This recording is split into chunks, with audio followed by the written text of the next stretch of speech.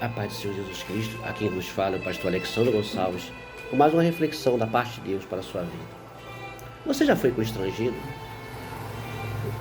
De alguma maneira alguém já tentou te manipular, ou tentar te induzir, ou tentar te forçar a fazer alguma coisa que você não queira? Quem sabe de repente, por uma pressão da sua mãe, você foi induzido a fazer algo que você não queria? Quem sabe até mesmo um aborto?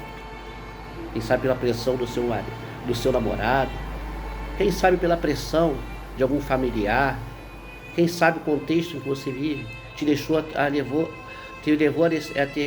a tomar decisões que você não estava querendo tomar, mas a pressão, o momento, a tensão fez com que você viesse a ficar constrangido a fazer algo que você não queria fazer. Certamente, em algum momento da sua vida você foi constrangido. Quem sabe numa sala de aula, quem sabe numa escola, quem sabe de repente no seu trabalho, quem sabe de repente até mesmo na igreja. Alguém te constrangeu, alguém te tentou de alguma maneira te forçar a fazer alguma coisa. E isso te trouxe um desgosto, te trouxe uma decepção e até mesmo te causou uma ferida emocional. Certamente, isso aí tem te causado danos que você não consegue reparar. Louvado seja Deus. Constrangimento é uma coisa que todos podem sofrer. Às vezes as pessoas são constrangidas pela sua cor, às vezes as pessoas são constrangidas pelos seus bens, pessoas simples, pessoas que têm poucas posses. Geralmente, quando vão em lugares assim de maior luxo, elas são um pouco assim discriminadas, ou são até mesmo deixadas de lado, e há um constrangimento por parte. Uma pessoa mal vestida, quando chega perto de você num ambiente, certamente ela também se constrange. Você se constrange, ela se constrange. Ela se constrange porque está num ambiente diferenciado. Imagine quantas pessoas às vezes deixam até mesmo de entrar dentro de uma igreja, porque vê muitas pessoas arrumadas e ela toda suja, toda bagunçada, e ela bota aquele bloqueio sobre ela e não adentra dentro da igreja. E outras que pensam que não pode entrar na igreja porque pensam que são muitos pecadores, imaginam que a igreja é um lugar somente para santos, pensam que acreditam que tem tantos pecados que talvez eles acham que aquele caminho ali é muito difícil, é muito complicado, é muito embaraçado, ou então embaçado, como que você queira. De qualquer maneira, o constrangimento é algo assim que não é inesperado e ao mesmo tempo constrangedor, ou seja, traz vergonha e traz desgosto. E é sobre isso que eu gostaria de falar, sobre o constrangimento. Quando você é forçado a fazer alguma coisa a qual você não quer. Decisões são tomadas às vezes à força. Às vezes um jovem engravida uma menina, e ali o pai da menina antigamente fazia muito isso, né? Forçava o jovem a se casar, ou forçava a menina a se casar, porque é uma vergonha para a família. Hoje em dia já as meninas se previnem mais, tomam remédios, usam camisinha, enfim, há uma série de métodos, né? De qualquer maneira, ainda assim, a virgindade era uma coisa que era assim venerada. Os pais e as mães antigamente levavam suas filhas para os médicos, para os doutores, né? Os ginecologistas conferirem se realmente a menina ainda possuía virgindade. Até porque antigamente, em algumas culturas, quando uma moça virgem era apresentada por seu marido no casamento, e se o marido fosse lá e conferisse realmente que aquela moça não era virgem, ele tinha por direito largá-la e abandoná-la. Então observa que a virgindade, ela era uma coisa que era reverenciada e era honrada. E hoje em dia, o que nós temos visto são pessoas que tentam denegrir essa imagem de santidade, de virgindade, ou seja, de pureza espiritual. Ser virgem não é vergonha. Ser virgem, na verdade, é uma dádiva de Deus, porque significa que você está esperando uma pessoa especial para te levar para um matrimônio, para que você venha se casar e se tornar uma jovem, não uma jovem que foi possuída por outro, mas você vai ser mulher de um só homem, e você, homem, será marido de uma só mulher, e os dois serão uma só carne. E certamente Deus se agrada, porque a Bíblia fala que venerado seja o matrimônio, porém aos adúlteros e aos fornicadores Deus julgará. Então, observe que o matrimônio é algo que é sagrado. Deus constituiu o casamento desde a criação. Quando Deus une Adão e Eva, ele faz o primeiro casamento e diz para eles: crescei-vos e multiplicai-vos. Então a intenção do nosso Senhor é que a família dê frutos, de filhos, sim, de gerações, para dar continuidade à espécie e ao mesmo tempo também trazer continuidade a um legado. Observe que você pode, sim, e quem sabe você é uma pessoa que já passou da idade. E você não se casou ainda. Sim, sabe, você tem 40 anos, 40 e poucos anos. Você é uma mulher já, teve muitos relacionamentos, mas não se casou nunca. Ou então, quem sabe, você é viúva e hoje vive com uma pessoa sem estar casada, e talvez há alguns anos já, e fica até com vergonha de falar em se casar de novo, já se complicou, é difícil de separar, mas esforce-se para se casar. Torne legal aquilo que está ilegal diante da sociedade e diante de Deus. Porque diante do Senhor, o homem que vive com a mulher sem estar casado, esse homem é um adúltero. E ela também é uma adúltera. Os dois estão diante de Deus, debaixo de uma condenação. Embora você seja uma boa pessoa, quem sabe você é uma pessoa que trabalhe, quem sabe você é uma pessoa que faça as coisas corretas, e até ter filhos com essa mulher. Mas ela não é sua mulher ainda. Você tem que legalizar essa situação. Procure legalizar enquanto é tempo, enquanto Deus te dá disponibilidade. Ah, mas existe casamento, tem que gastar um dinheiro.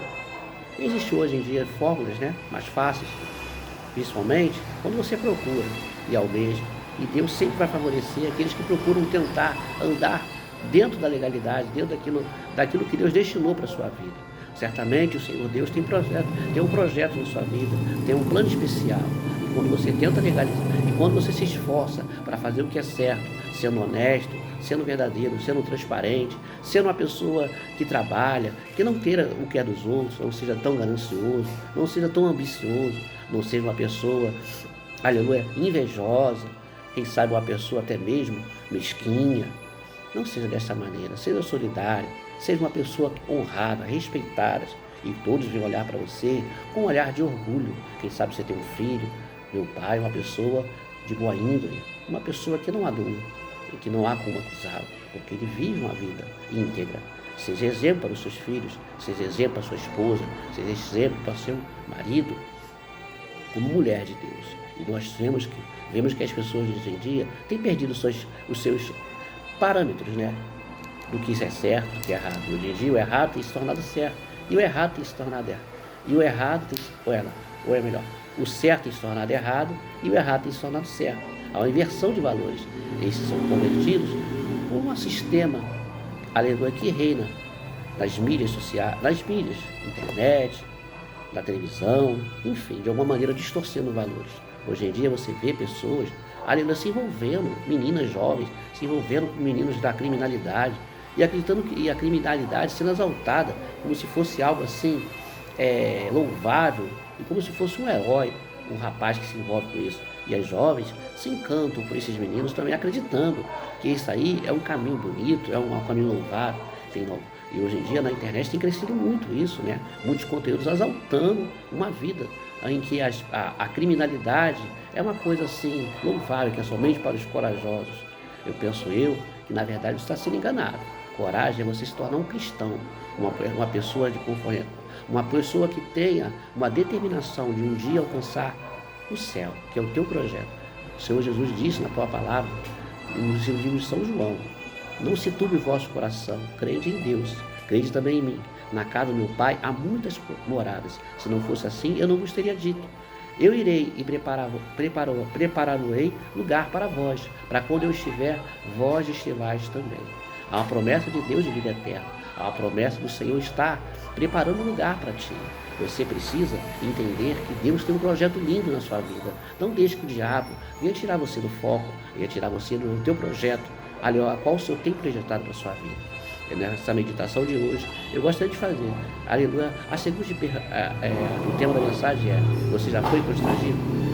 Esse texto se encontra, louvado seja Deus,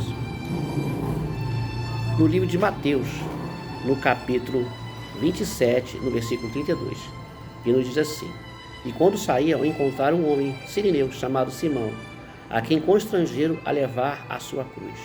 Louvado seja Deus. Para quem não sabe, louvado seja Deus. Esse homem chamado Sirineu, ele foi forçado pelos soldados a carregar, aleluia, a cruz do nosso Senhor. Por quê? Porque o Senhor estava cansado, o Senhor estava sobrecarregado. O Senhor tinha sido cuspido, ele tinha apanhado, ele tinha sido esbofeteado, tinha sido colocado sobre ele uma coroa de espinho, deram 40 chibatadas nas suas costas, aleluia, ele foi açoitado. Soldados escarneceram dele, entendeu? E diziam: quem vos bateu? Diga, profetiza quem vos bateu. imaginando ele com os velhos olhos fechados. Eles queriam que ele dissesse, e constrangeram, dizendo: ué, tu não és o filho de Deus? Certamente houve um grande desgaste emocional, físico. O corpo do Senhor estava dolorido, suas forças tinham se esvaído. Já não restava mais resistência no Senhor. E Simão Cirineu foi levado a carregar esta cruz. Louvado seja Deus. Forçado, não porque ele queria. Aleluia, até o lugar da crucificação. Aleluia. E lá colocaram o nosso Senhor. Aleluia. E pregaram ele numa cruz. Levantaram e hastearam nessa cruz. E ali, de um lado, estavam dois ladrões. O Senhor, o homem mais justo, o homem mais santo, o homem mais puro que passou pela essa terra. O Filho de Deus, nascido de uma virgem, estava sendo crucificado, depois de ter sido açoitado. Aleluia. Um justo morrendo pelos injustos. Um todo puro morrendo pelos todos sujos e imundos. Somos nós. Louvado seja Deus. A Bíblia fala que esse homem chamado Cirineu, ele é mencionado pelo nome.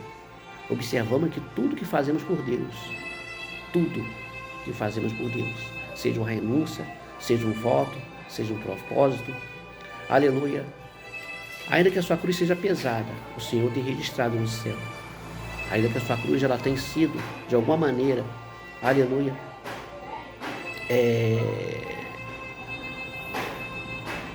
um fardo, ainda assim, o Senhor sagrado de quem leva a sua cruz.